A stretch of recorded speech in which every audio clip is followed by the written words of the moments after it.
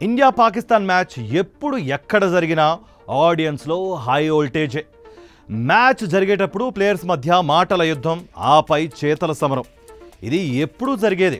అయితే తెలుగులో మనకు సామెత ఉంది కదా, ఉట్టికి ఎగరలేనమ్మ ఆకాశానికి ఎగిరిందంట. అంటే మనకున్న బలాన్ని బట్టి మనం మాట్లాడాలి, అంతేకాని ఎదుటోడిని తక్కువ అంచనా వేస్తే మనకు దబిడి దిబిడే. అలాంటి ఓ ఇన్సిడెంట్ ఈ మధ్య జరిగిన ఛాంపియన్స్ ట్రోఫీ టోర్నమెంట్లో చోటు చేసుకుంది. సెమీఫైనల్ క్వాలిఫైయింగ్ మ్యాచ్లో ఇండియా పాకిస్తాన్ మధ్య దుబాయ్లో జరిగిన ఈ మ్యాచ్ విన్నర్ భారత్. ఈ విన్నింగ్ మూమెంట్స్ భారత ఫ్యాన్స్ ఎప్పటికీ గుర్తుపెట్టుకుంటారు.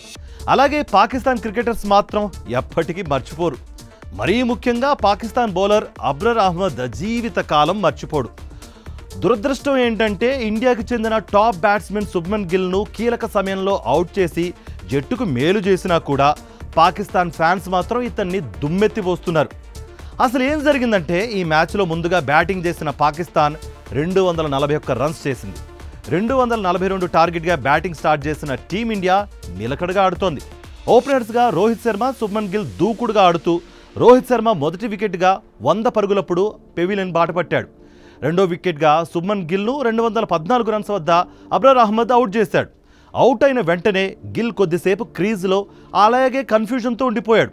అప్పుడు అబ్రర్ అహ్మద్ వీరత్వంతో ఇంకా వెళ్ళు అంటూ ముఖంతో 3 సార్లు వెకిలిగా సైగలు చేశాడు. ఆ సైగలు అంటే మీకు తెలుసు కదా. అప్పటికీ గిల్ అవుట్ అవ్వడం కాస్త ఇబ్బంది అయినా కూడా ఇండియా మెరుగైన ఆట స్థితిలోనే ఉంది. 150కి పైన మిగిలిన బంతులతో 28 రన్స్ చేస్తే చాలు. పైగా మిడిల్ ఆర్డర్తో పాటు క్రీజ్లో విరాట్ కోహ్లీ కూడా ఆడుతున్నాడు. ఇన్ని తెలిసి అనవసరమైన ఆ సైగలు ఆ టైంలో అబ్రర్కు అవసరమా? 0 ఓవర్లో హీరోగిరి అవసరమా అబ్రర్ అంటూ ఆ దేశ మాజీ క్రికెటర్ వసీం అక్రమ్ మ్యాచ్ అయ్యాక మండిపడ్డాడు. అంతేకాదు పాకిస్తాన్ క్రికెట్ ఫ్యాన్స్తో పాటు పాకిస్తాన్ ప్రజలు కూడా అబ్రర్ను దుమ్మెత్తిపోస్తున్నారు.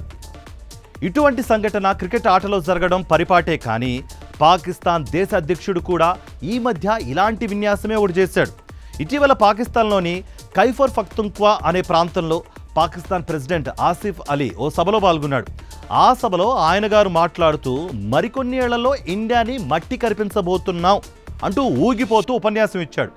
అది విని సభలో వారి పరిస్థితి సరే, వేదిక మీద ఆయన వెనకనున్న మంత్రివర్గం కిసుక్కున నవ్విపోయారు. మరి అసలు ఏమైనా తెలివుండి మాట్లాడుతున్నాడా మన అధ్యక్షుడు అని బాహటంగానే సోషల్ మీడియా వేదికగా తమ బాధను వెళ్ళగక్కుతున్నారు. అందుకే అందరూ అంటారు, ఎక్కడ తగ్గాలో ఎక్కడ తలగ్గాలో తెలుసుకోవాలి మరి.